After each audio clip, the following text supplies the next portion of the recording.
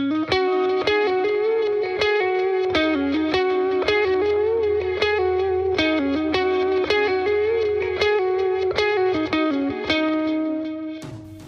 lyssnar på Evas relationspodd som görs av Eva Berlander och Svenska Imagoinstitutet. Den här podden handlar om kommunikation och relationer, om att lyssna och att bli lyssnad på. Det är så uppenbart att vi behöver se mer av vänlighet och empati, inte bara inom oss eller mellan oss utan också i samhället i stort. I kommande program så kommer du som lyssnar få möta individer, par, forskare och experter som delar med sig av sin kunskap och sina erfarenheter. För att du som lyssnar ska bli inspirerad och motiverad till att våga testa något nytt. Och du hör gärna av dig med frågor eller funderingar. Evas relationspodd hittar du på Facebook och mejladressen finner du på Svenska Imagoinstitutets hemsida. Varmt välkommen på en spännande resa.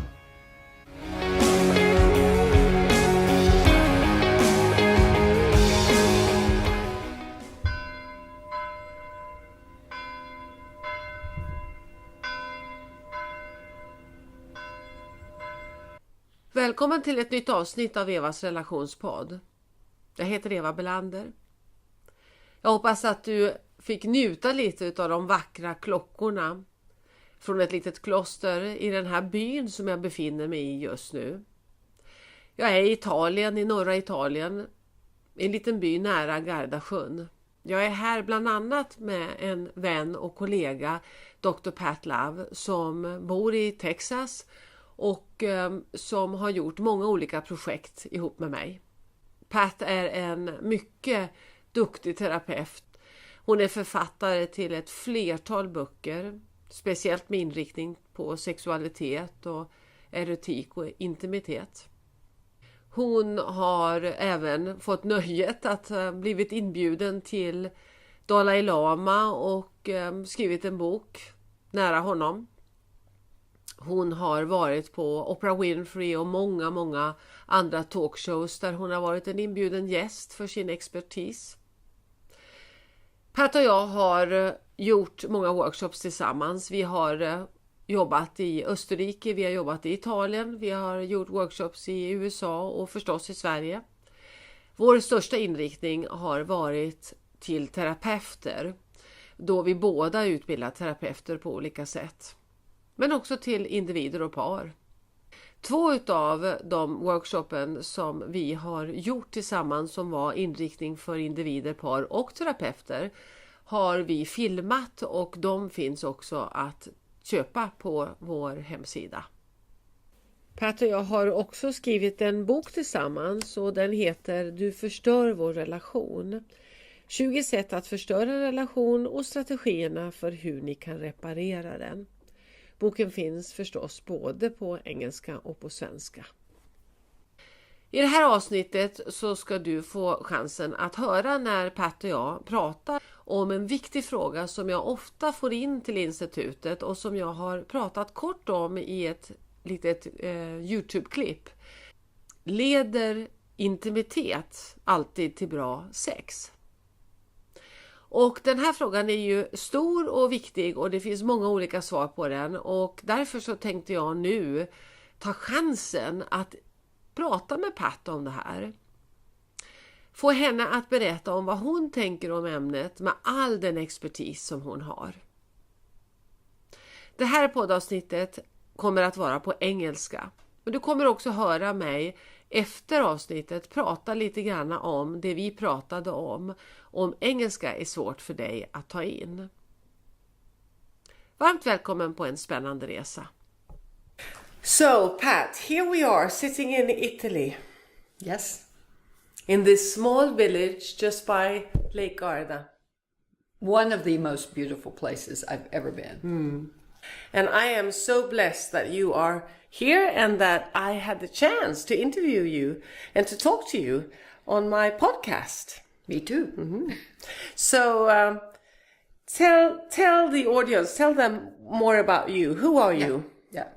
I think if the short answer would be I am a licensed marriage and family therapist practicing in the USA and for 40 years. Yeah. Went like that. Yeah.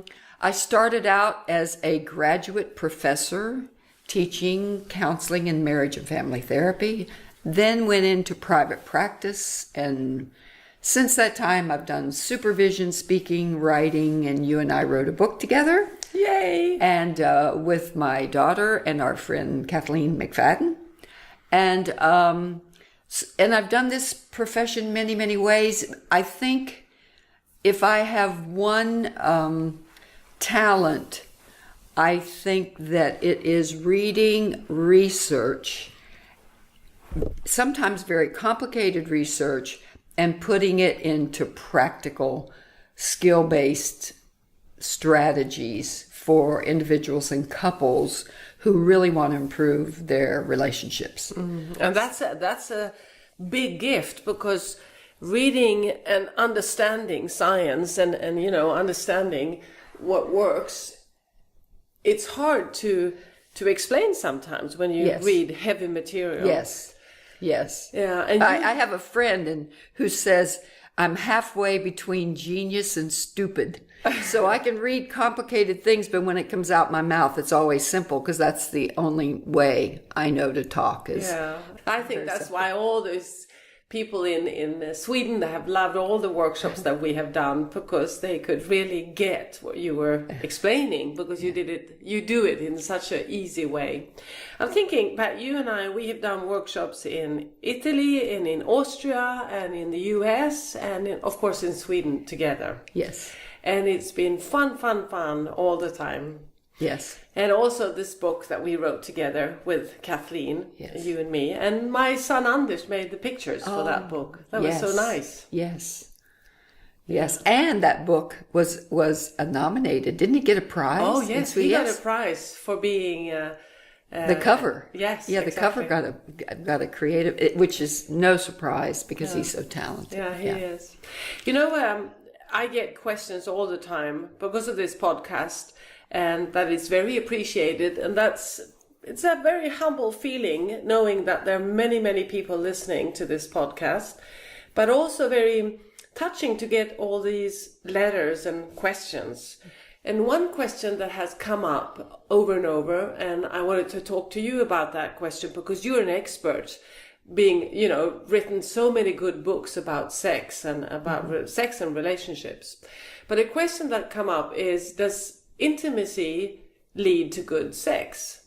Mm-hmm. Yes. What would you say about that? Yeah. Big question. Yeah. The short answer would be it can, but it doesn't always. Right. And, I think when I hear someone say, well, it depends, I never like that answer. Right. But in studying human sexuality now for all these decades, if I've learned one thing, I've learned one size doesn't fit all. So I love this question because I think in the question, and I want to thank you for sending that question, because in that question, there are some very important concepts. For example, the question shows curiosity. And curiosity about the experience, not only your own experience, but the experience of the other or the partner. Yeah. And I think that is a major key to fantastic, satisfying relationships as well as sensuality and sexuality. Because just to ask the question, does intimacy always lead to good sex or better sex?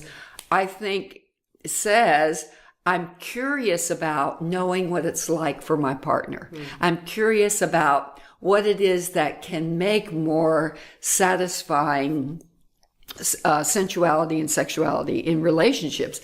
One of the formulas I like to say, because again, this makes it more visual. And if I had a board, or if you're listening and you have a piece of paper, or just visualize this formula.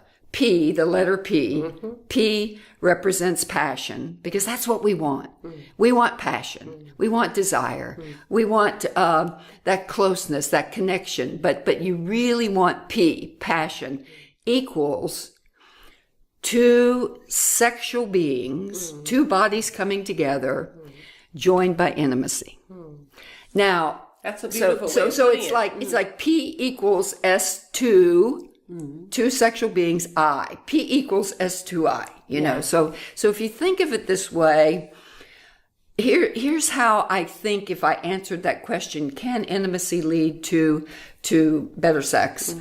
And the answer would be yes. It can, if these, in this way. The population, if you want to think of individuals in sort of two categories, there's one group of people, and this is, a lot of men and some women who walk around with a body that's ready for sex. Yes. If they have a good day, they want sex. If they have a bad day, they want sex. If they're stressed, they want sex. If they have a headache, backache, bad hair day, they want sex. If the relationship's going well, they want sex. If the relationship's not going well, they want sex. And so remember, that's, a lot of men and some women that walk around with a body that's sex ready. And so you say, well, does intimacy, lead to better sex for them? Well, maybe. If it makes their partner more interested or willing, then they would say, yes, let's have some intimacy, whatever you think that is. But the thing I think it's important in that question, and why the curiosity is so important, is to know, for some people, the more stress they get, in a way, the more they want sex. Because because they've got a body that's sex ready. Oftentimes we can correlate this with testosterone, or a healthy dose of estrogen that turns into testosterone. So some people are sort of born with a higher walking around physical urge to engage in sex. That's the body they got. That's the body. But I think what I love about this question is that they're curious about the person on the other side, because there are individuals that the more stress they get, the more they want sex. And because sex is a big, big stress reliever for that person. This person who walks around with a body sex ready, they get a big relief, and it's almost like they're narcoleptic. They go to sleep. They can't think, that oxytocin rush flood that you get with orgasm not only makes you feel closer to your partner, makes you want to snuggle, makes you feel more protective, makes you feel more like a couple. It makes you feel that almost spiritual experience of being bonded.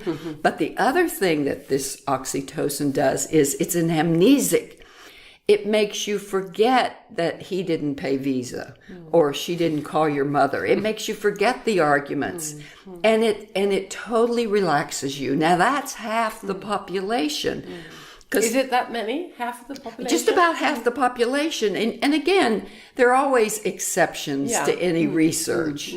But what I love about the question, again, and thank you for sending it, is that it recognizes by curiosity that there are some people that they may need intimacy, and there's some people who they don't need intimacy. They just need a partner that's interested and cares about their desire.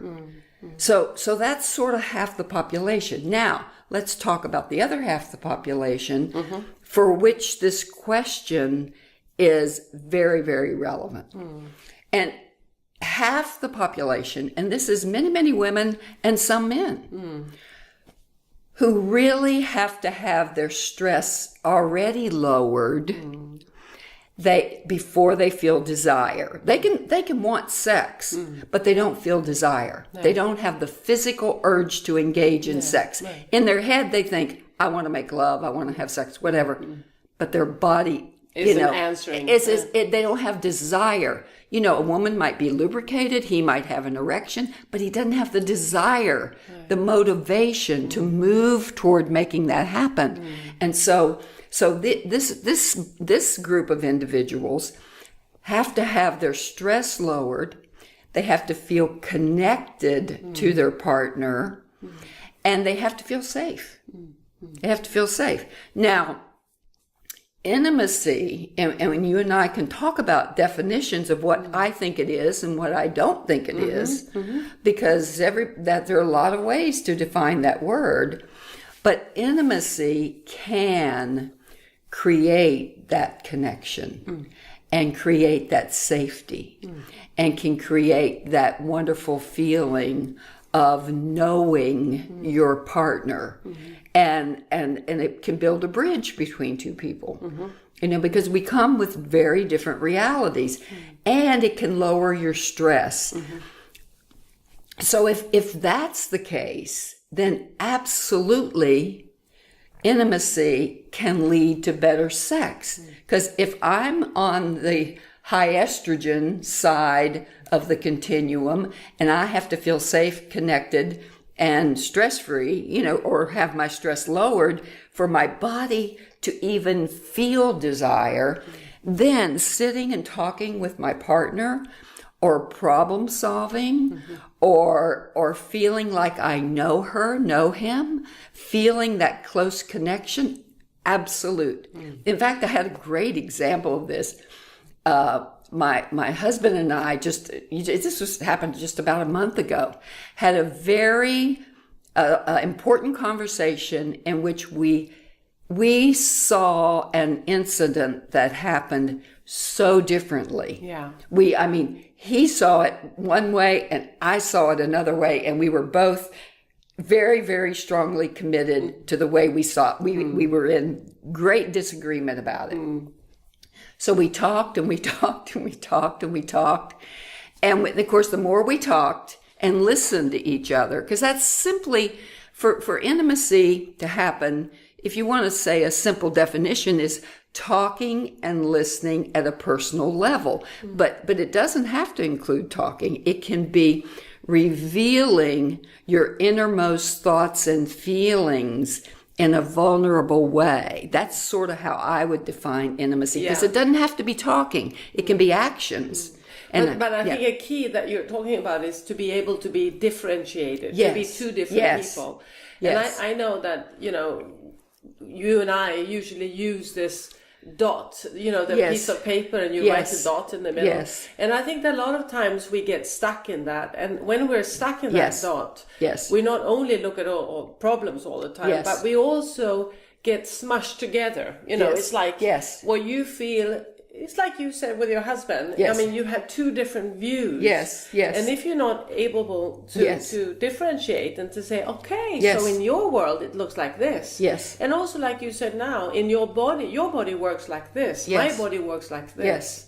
And to be able to honor that differences. Yes. Do you agree? Yes, I do. And I think you just used a very important word, agree.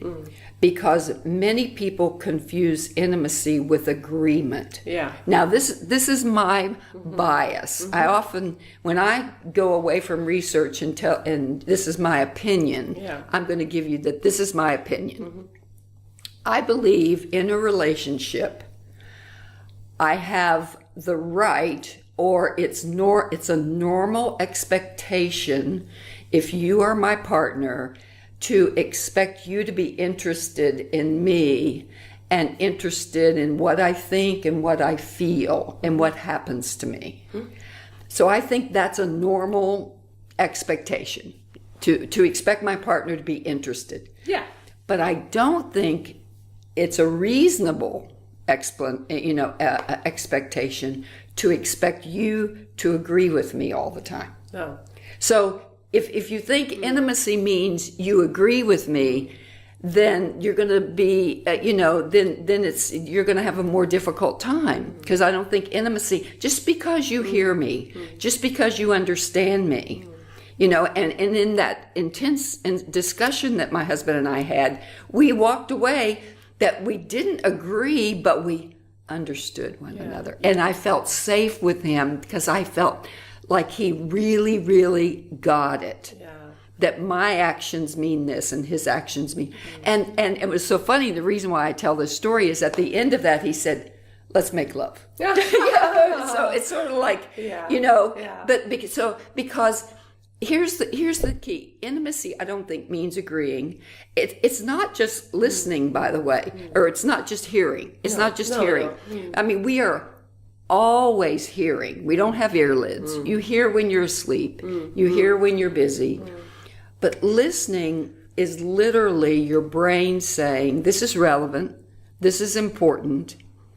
And so you can see where someone truly being tuned into you and listening to you is a proof that you're important and that I'm here for you. And in this moment, I am present. And so you can see how for the person who needs safety, security, and connection, that kind of body, that kind of attunement and intimacy makes him or her relax. And when your body relaxes, all the sexual desire can come up. That's so true. But it also means that to be heard, or to be, if you would be interested in me, listening to me, I also have to present myself in a certain way. I mean, if I would tell you, if I would say, Pat, I need to talk about something, that this is something really important. And then you say, okay, I'm here, Eva. Yes. And the first thing I would do is to tell you that you're a piece of shit and I hate this and this and this and this about you. Yes. Then it would be really natural that you would say, I'm not going down that road. Yes. And I think a lot of people, when you're in the dot, or when you're in the power struggle, you don't even get to the intimacy because you cannot differentiate and you cannot say what you feel or your opinions with a nice voice and an open body language and a soft voice. Here's a good point to remember. Every human being responds to criticism the very same way. We defend against it. Exactly. Because connection and cooperation, getting along, is a survival strategy. We are designed to protect ourselves. I know you talk a lot about protection and connection. So if you want your partner to hear you and to really to forge a connection, which if you have a walking around body that can be ready for sex anytime, you might not think this is important, but if your partner thinks this is important, then I believe it's in everybody's best interest for you to at least make that important because you care about that person. You're there for that person. That's part of being. When you say I'm in a committed relationship, well, to what are you committed? You're committed to what?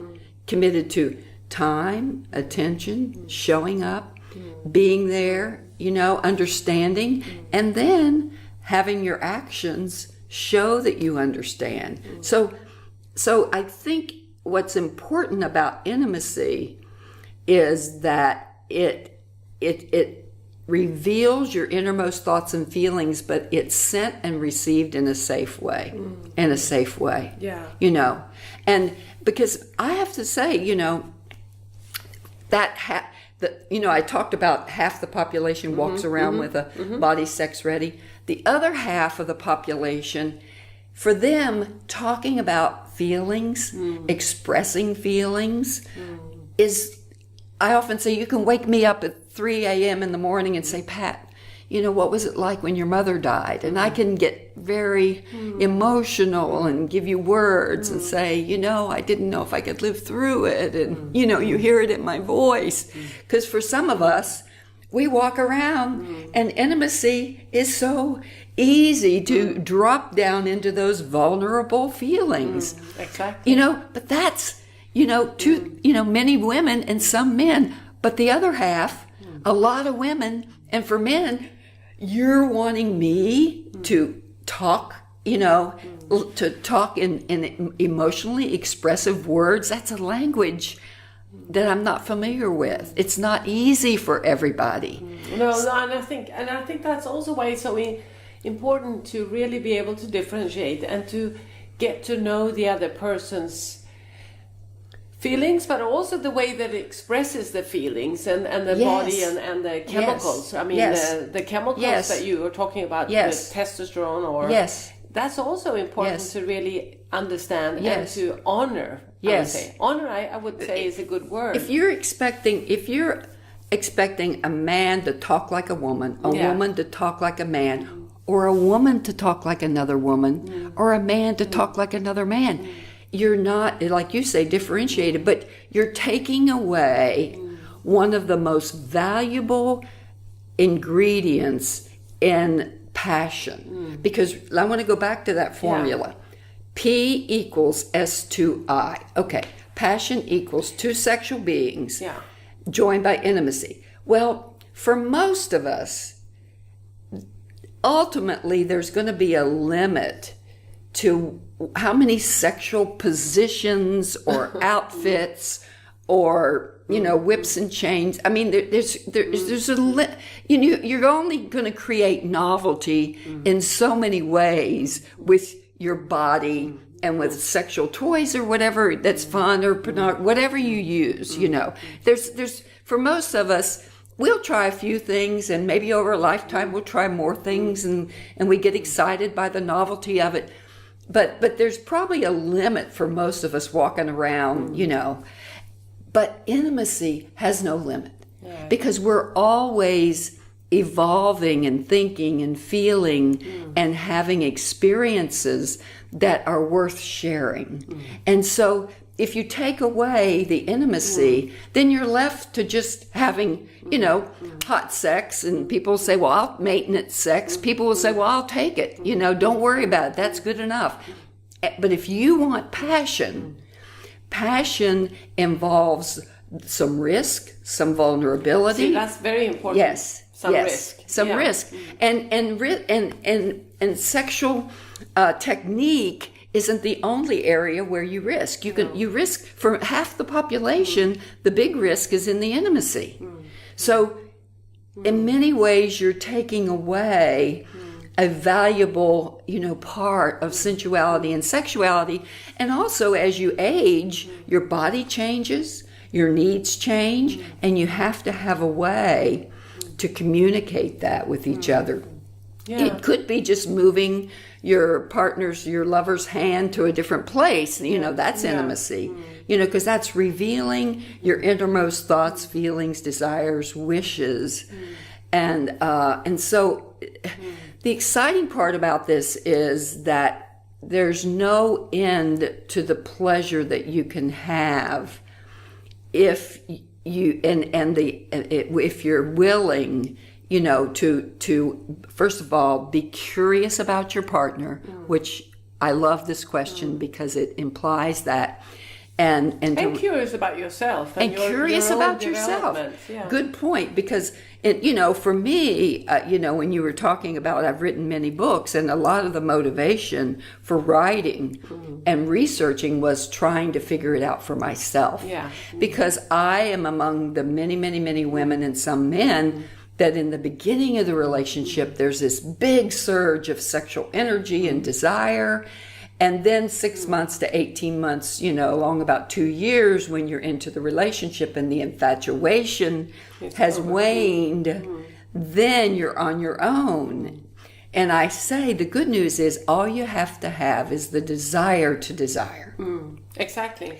Desire to desire. But I had to learn about my own body. I had to learn that I needed that connection, that I needed the closeness, that I needed this lowering my stress. Exactly, but also taking responsibility of that, of getting that for yourself. Yes. Not just demanding it from the other person. Right. Because I think that's one of the, well, there are two different sides. Either you're too intimate in the way that you're safe together, and safety in one way is good, but on the other way, safety is not so good because there's no risk involved in safety. Right. And when you think that we are together, we're going to stay together forever and ever, and we don't need to show up to have a good relationship because we're just committed to each other, yes, then it becomes a little bit boring. Right. You know, and that's not so much responsibility in that kind of relationship. Right. Right. So you have to dare to have that risk in the relationship, yes, that it could actually, yes, end any time. Yes. Yes. You know, because we all know that we all die. Yes. And there's no safety when it comes to dying because we never know what's going to happen the next 5 minutes. Mm-hmm. And I think a lot of couples that come into my office, they want to have that safety, and that's what they mean by intimacy. Mm-hmm. Mm-hmm. So then my job is I usually play with the word saying that I need to get you apart so you can be together. Yes. You know, and that was the workshop we did as well. Yes. That's yes. online now. Yes. But I think that coming apart is so important because then you're not smothered, or enmeshed, smothered. Yeah. But it's also it's boring. I mean, ultimately, remember, novelty wakes up your brain. Yeah. Novelty is what wakes up your brain. Exactly. Danger, fear, and risk wake up your brain. Yeah. I mean, we are programmed, to look at, what's new, what's different, what's a threat.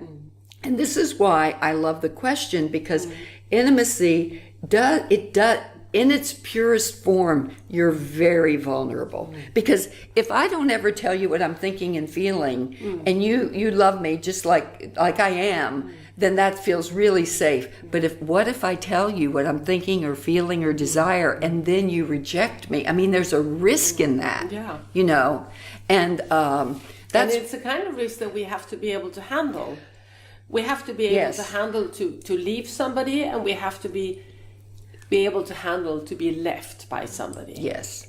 And I think that if we can stand that, if we can allow ourselves that we're fine on our own, it's like you said, there were two P, the P is two I.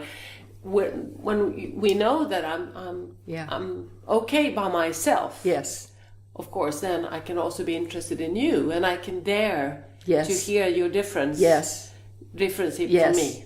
That the greatest predictor of happiness in relationships is how happy you were before you got in a relationship. Mm-hmm. So and for you that are listening that say, well, I'm not in a relationship, what do I do? Then the best thing to do is to figure out, your core values, and every single day act out of your core values, because that makes you a happy person. Using your particular talent for a noble cause. If you say, how can I be happy? That's how you can be happy. And you're separate, and you bring happiness to a relationship. And to the world, maybe. Yes, hopefully to the world. But it's what makes me happy may not be exactly what makes you happy. But you're right. Course. That separation, that individuation, or that's why I love this question, because it's curious about the other person who may just be like the person who can drive 14 hours all day and still want sex. Exactly. Whereas if I'm driving 14 hours in a day, the last thing I might want is sex, Exactly, yeah. So, but just to understand that difference, and this is where intimacy builds a bridge between the two people, because it really, in its simplest form, is talking and listening at a personal level to achieve a true understanding and honoring of the other.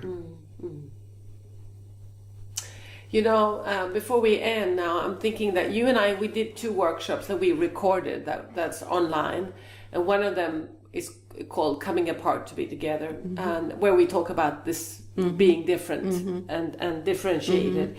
And the other one was about our core values. And I think they link together so much, both of them, because it's really the same thing, but it's looking at from a different angle. Yes. Yeah. I'm saying that because if you're interested, and if you're listening now and you say, oh, I want to learn more about this, there are 2 workshops that you can get easily and you can look at home.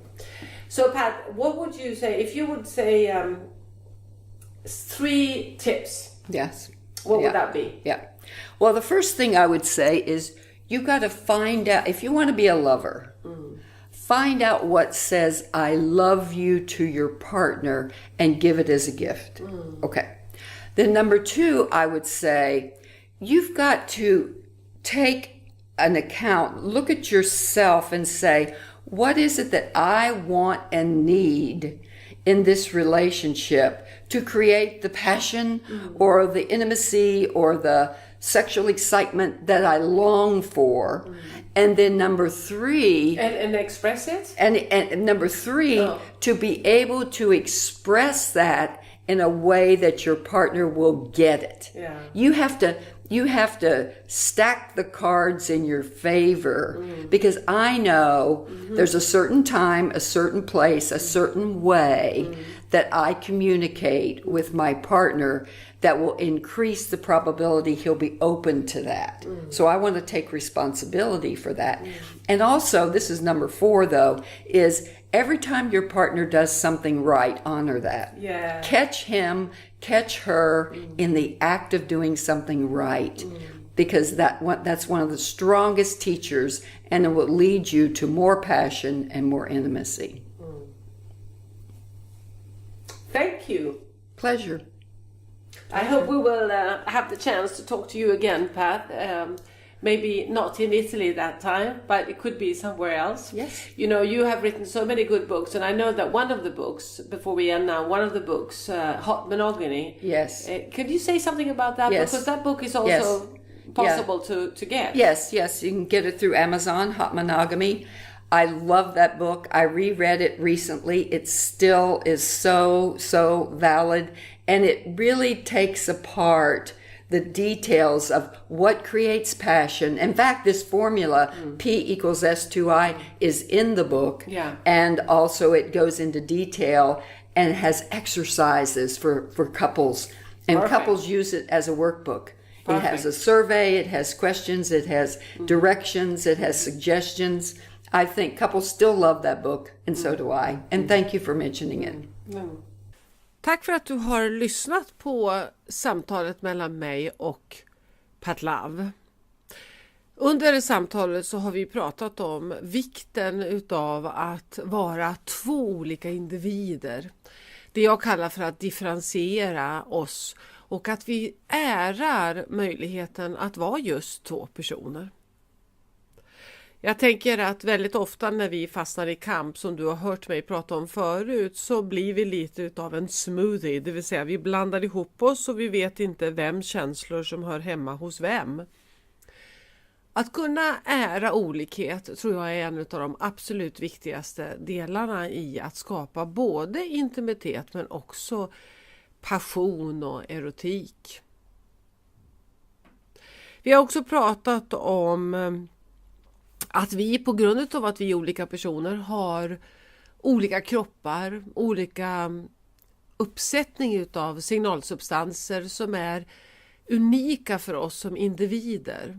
Och där Pat beskriver att halva befolkningen, i alla fall då gissar jag på att hon syftar på USA eftersom det är där forskningen har gjorts, att över halva befolkningen går omkring med en kropp som är redo till att ha sex.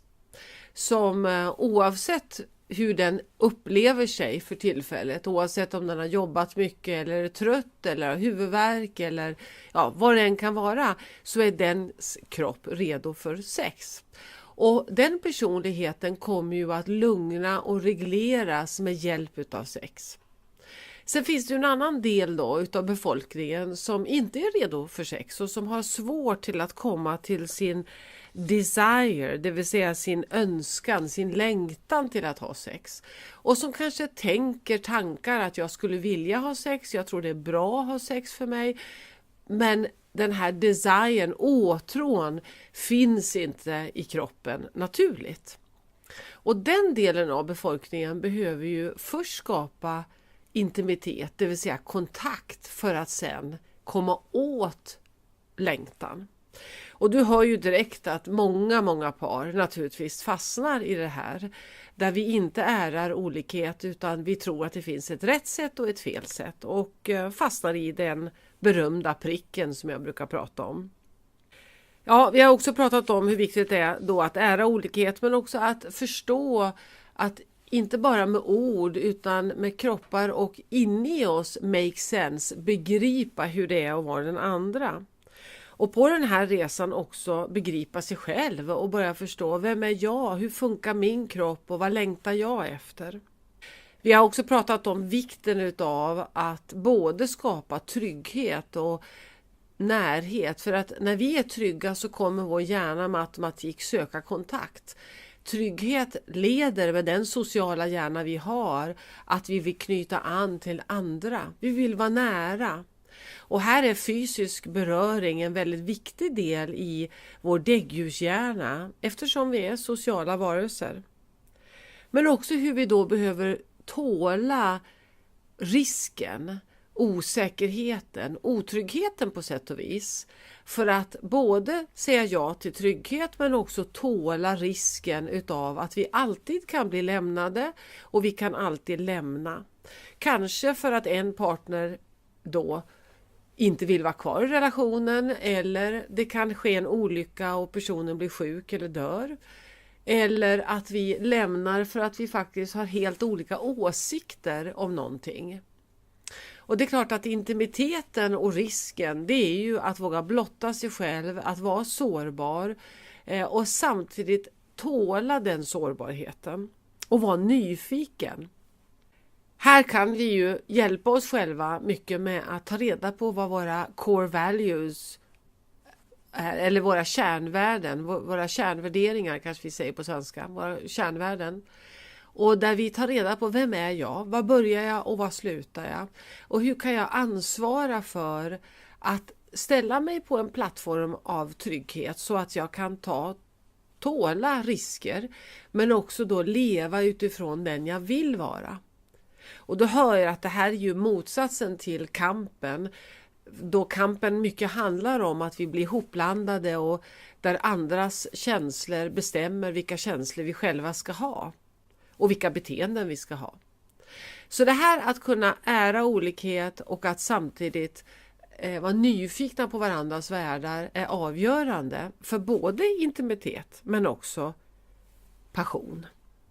Ja, du hörde också att Pat har ju skrivit väldigt många böcker och du kommer, söker du på internet så söker du bara på patlove.com så kommer du till hennes hemsida där du hittar både utbildningar och böcker som hon har.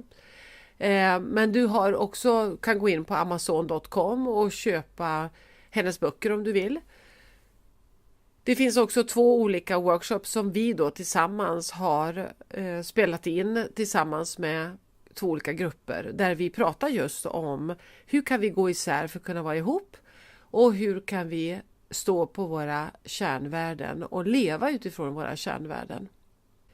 De workshopen hittar du på vår hemsida svenskimago.com.